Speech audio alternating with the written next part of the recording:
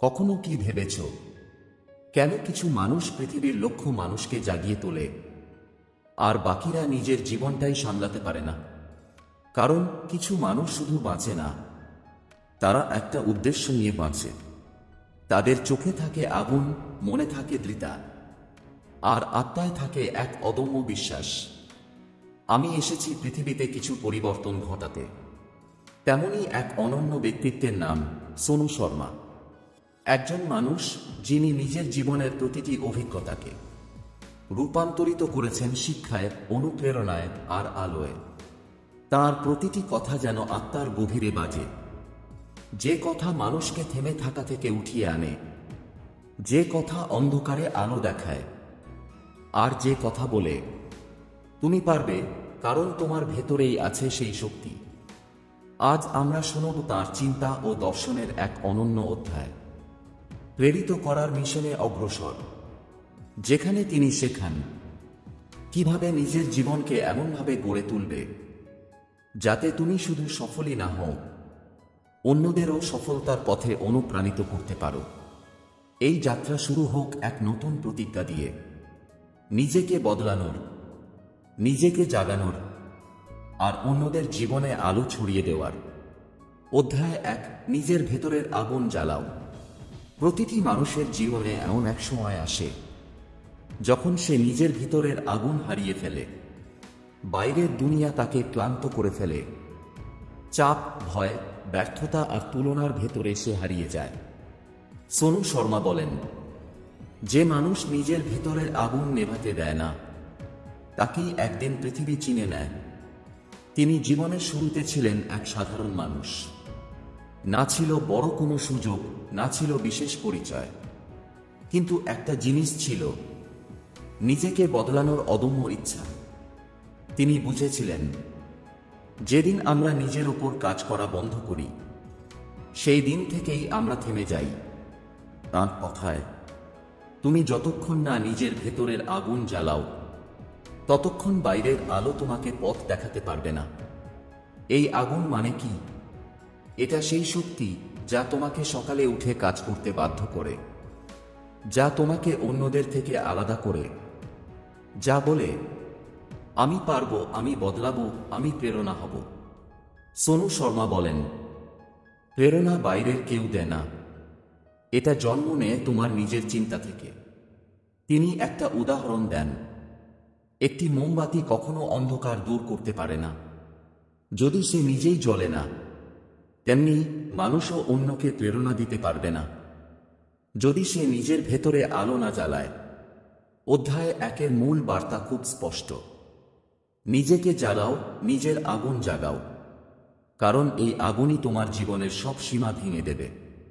যেদিন তুমি নিজের ভেতরের আগুন জ্বালাতে পারবে, সেই দিন থেকে তুমি কেবল নিজের জন্য নয়, অন্যের জন্য প্রেরণার উৎস হয়ে উঠবে। শেষের ভাবনা, নিজেকে প্রেরণা দাও, কারণ এই দুনিয়ায় সবচেয়ে বড় যুদ্ধের জয়লাভ হয় নিজের ভেতরেই।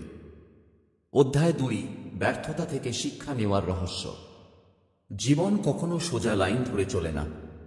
এটি অনেক সময় মোড় নিয়ে থেমে যায়, আবার শুরু হয় নতুনভাবে। এই ভ্রমণে ব্যর্থতা আমাদের সঙ্গী হয়ে আসে, কিন্তু ঠিক এই ব্যর্থতাই আমাদের জীবনের সবচেয়ে বড় শিক্ষক। সোনু শর্মা বলেন, যে মানুষ ব্যর্থতাকে ভয় পায় সে কখনো এগোতে পারে না, কিন্তু যে মানুষ ব্যর্থতার মধ্যে দ্বন্দ্বে না জেনে শিক্ষা খুঁজে বের করে, সে একদিন শীর্ষে পৌঁছায়। তিনি ব্যর্থতাকে কেবল একটি বাধা হিসেবে দেখেন না, বরং এটি হলো নিজেকে পরীক্ষা করার সুযোগ, নিজের সীমা চিহ্নিত করার এবং নিজের শক্তি আবিষ্কারের এক অমূল্য মুহূর্ত। সোনু শর্মার জীবনের উদাহরণে দেখা যায়, তিনি শুরুতে অসংখ্য চ্যালেঞ্জের মুখোমুখি হন। কোনো সময় মনে হয়েছিল পথ বন্ধ, কিন্তু তিনি থামেননি। প্রতিটি ব্যর্থতা তাকে শিখিয়েছে নতুন কৌশল, নতুন ধৈর্য, নতুন উদ্যম। তিনি বলেন, ব্যর্থতা মানে জীবন শেষ হয়ে গেছে এমন নয়। ব্যর্থতা মানে তুমি চেষ্টা করেছ। ব্যর্থতা মানে তুমি শিখছ, আর শেখার মাধ্যমে তুমি এগোছ। অধ্যায় 2-এর মূল বার্তা হল, ব্যর্থতাকে ভয় না পাও, বরং তা থেকে শিক্ষা নাও। যে মানুষ ব্যর্থতার মধ্যে শক্তি খুঁজে পায় তারাই জীবনে সত্যিকারের সাফল্য পায়। প্রত্যেকবার তুমি ব্যর্থ হও, মনে রাখো এটি তোমাকে ভেঙে দিচ্ছে না, বরং তোমাকে গড়ে তুলছে। তুমি যদি ধৈর্য ধরে শিখো তাহলে ব্যর্থতা কেবল পথ প্রদর্শক হয়ে যাবে। শেষের ভাবনা, ব্যর্থতা আমাদের শেখায় কিভাবে শক্ত হতে হয়, কিভাবে নিজেকে আবার তুলতে হয়, আর কিভাবে সাফল্য অর্জনের পথে একটিও পদক্ষেপ মিস করা যায় না। অধ্যায় 3, সফলতার মন্ত্র। প্রতিদিন নিজেকে উন্নত করা। সফলতা কখনো একদিনে আসে না, এটি আসে প্রতিদিনের ছোট ছোট অভ্যাস, ছোট ছোট সিদ্ধান্ত এবং ধারাবাহিক প্রচেষ্টার মাধ্যমে। সোনু শর্মা বলেন, যদি তুমি প্রতিদিন নিজের ওপর কাজ করো না তাহলে একদিনও তুমি নিজের সেরা সংস্করণে পৌঁছাতে পারবে না। তিনি বিশ্বাস করেন, নিজেকে প্রতিদিন একটু একটু করে উন্নত করা, এটাই জীবনের সবচেয়ে শক্তিশালী মন্ত্র। ছোট ছোট উদাহরণগুলোই সবচেয়ে বড় বড় প্রভাব ফেলে। প্রতিদিন সকালে তুমি নতুন কিছু শিখছো কি? প্রতিদিন তুমি নিজের মানসিকতা, দক্ষতা বা অভ্যাসে কি পরিবর্তন আনছো? যে মানুষ এই ছোট ছোট উন্নতির দিকে মনোযোগ দেয় সে একদিন নিজের জীবনে বিশাল পরিবর্তন আনতে সক্ষম হয়। সোনু শর্মা বলেন, সফল মানুষরা বিশেষ নয়, তারা শুধু প্রতিদিন একটু একটু করে নিজেদের উন্নত করার চেষ্টা করে, আর এই ধারাবাহিক প্রচেষ্টা তাদের অন্যদের থেকে আলাদা করে। তিনি আরও বলেন, নিজেকে উন্নত করা মানে শুধু জ্ঞান বাড়ানো নয়, মানসিক শক্তি, ধৈর্য, মনোবল এবং সম্পর্কের দক্ষতাও বৃদ্ধি করা। যে মানুষ নিজের প্রতিটি দিককে শানিত করে সে জীবনকে নিজের নিয়ন্ত্রণে নিতে পারে। অধ্যায় 3 মূল বার্তা হল, প্রতিদিন নিজেকে উন্নত করো, ছোট পরিবর্তনগুলোকেও গুরুত্ব দাও। যে মানুষ ধারাবাহিকভাবে নিজেকে শানিত করে তারাই জীবনে সত্যিকারের সাফল্য অর্জন করে। প্রত্যেক দিনের প্রচেষ্টা একটি বিন্যাসময় ধ্বনি। যদি তুমি এই ধ্বনিকে অবহেলা না করো তাহলে একদিন এটি বিশাল সাফল্যের সুরে পরিণত হবে। শেষের ভাবনা, সফলতা হলো একদিনের অর্জন নয়, এটি হলো প্রতিদিনের ছোট ছোট পদক্ষেপের যোগফল। নিজেকে প্রতিদিন উন্নত করো আর দেখো কিভাবে তোমার জীবন পুরোপুরি বদলে যায়। অধ্যায় 4, নেতৃত্বের শক্তি। নিজের এবং অন্যদের জীবন পরিবর্তন করা।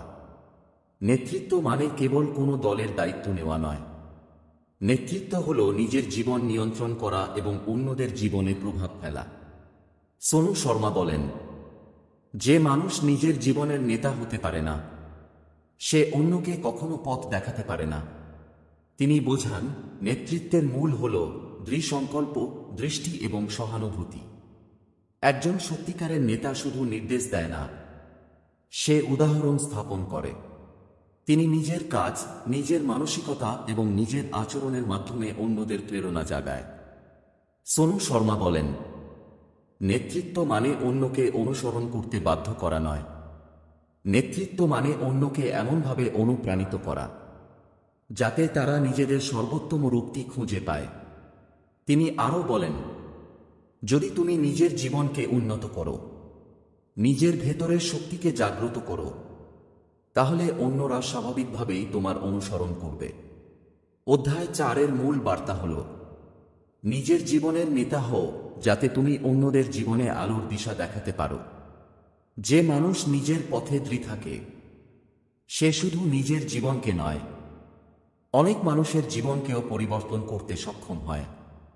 সোনু শর্মা একটি উদাহরণ দেন, একজন শিক্ষক যদি নিজে শিখতে শিখে, নিজের দুর্বলতা দূর করে, তাহলে তার শিক্ষার্থীরাও অনুপ্রাণিত হয় নিজেকে শানিত করতে। নেতৃত্ব ঠিক এমন, নিজের মাধ্যমে অন্যকে জাগিয়ে তোলা। শেষের ভাবনা, নেতৃত্ব শুধু শক্তি দেখানোর নাম নয়, এটি অন্যদের জীবনে আলোর পথ দেখানোর নাম। নিজেকে উন্নত করো, নিজের ভেতরের নেতা জাগাও, আর অন্যদেরও সেই আলোতে পথ দেখাও। অধ্যায় 5, সফল জীবনের মূল। লক্ষ্য স্থির করা এবং তা অর্জনের পথ। জীবনে যদি কোনো দিশা না থাকে তাহলে মানুষ সহজেই বিভ্রান্ত হয়। লক্ষ্য মানে শুধুই একটা চূড়ান্ত গন্তব্য নয়। লক্ষ্য হলো সেই আলো যা আমাদের প্রতিটি পদক্ষেপকে সঠিক পথে পরিচালিত করে। সোনু শর্মা বলেন, যে মানুষ নিজের লক্ষ্য স্পষ্টভাবে জানে, সে পৃথিবীর কোনো বাধা তাকে থামাতে পারে না। তিনি বোঝান, লক্ষ্য স্থির করার মানে কেবল স্বপ্ন দেখা নয়।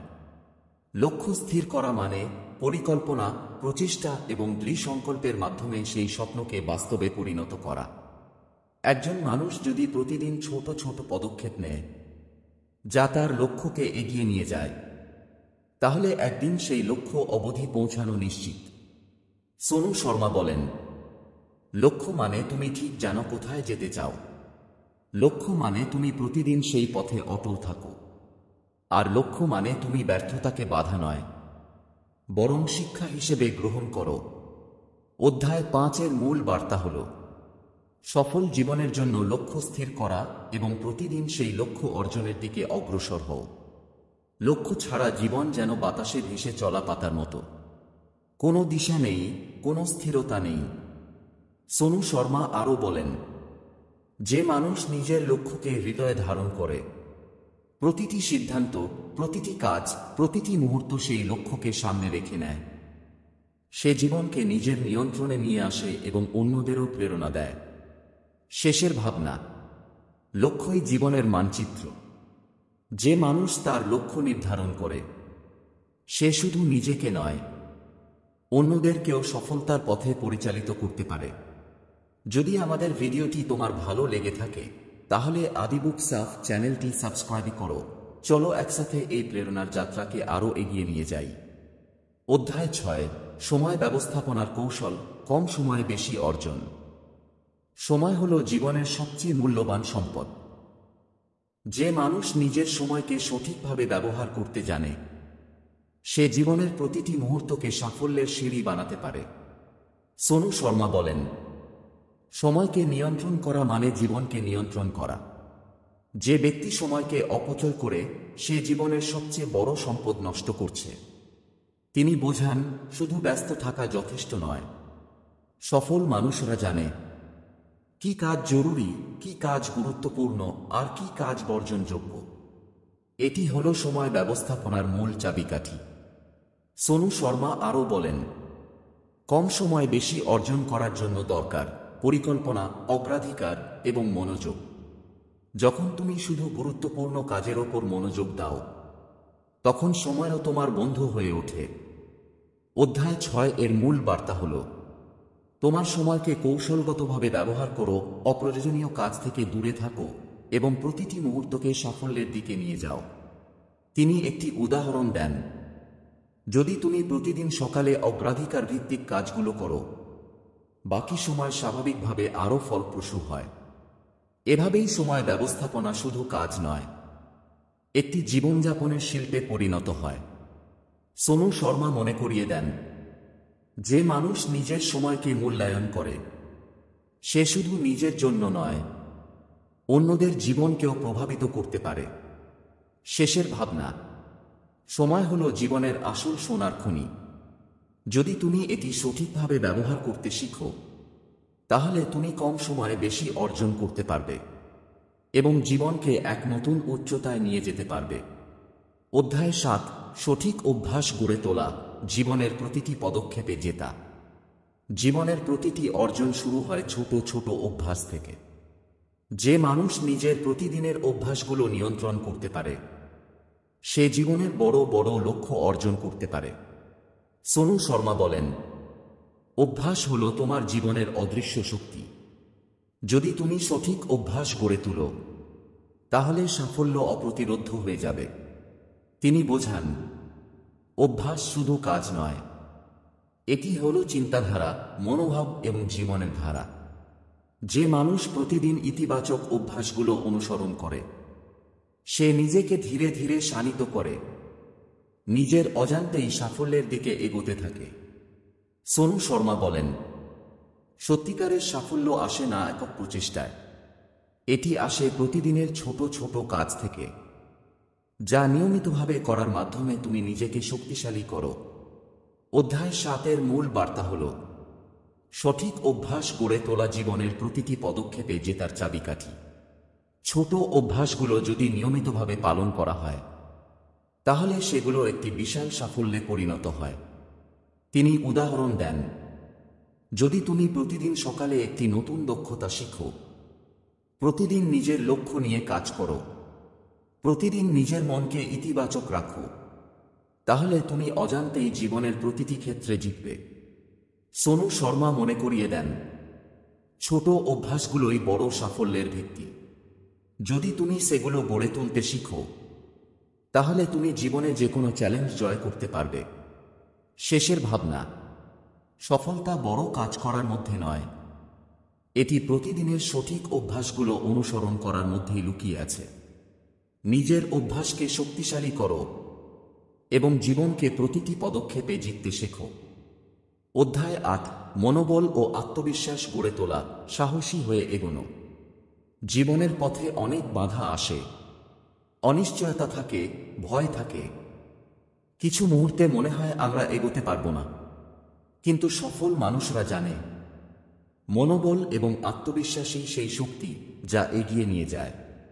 সোনু শর্মা বলেন, যে মানুষ নিজের উপর বিশ্বাস রাখে না সে অন্যকে কখনো প্রেরণা দিতে পারে না। নিজের ভেতরের শক্তিকে জাগ্রত করো আর জীবনকে সাহসীভাবে গ্রহণ করো।